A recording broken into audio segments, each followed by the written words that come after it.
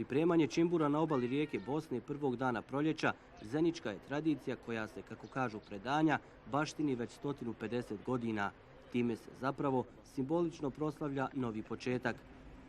Čimbur je prvo jelo u onom vremenu koje je dolazilo u proljeće.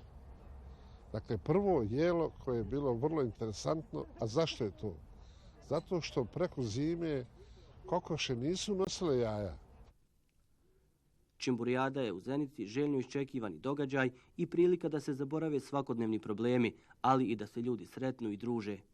Čimburijadu osjećam kao jedan veliki praznik ovog grada. Kao Zeničan, rođeni, radujem se ovom danu i ako me dođe i sleduje da radim, uzmem slobodan dan. Tu smo već od ranog jutra. Jutro smo došli oko 6 na uranak. Čimbur je se pojeo već. Tu smo sa roditeljima, sa prijateljima. Prema procjenama organizatora Čimburijade 2014, u Zenici pohodit će oko 10.000 ljudi. I ovaj put jutros je završeno pripremanje čimbura od 1500 jaja, a prvo proljetno kupanje i rafting eko regata na programu su u popodnevnim satima.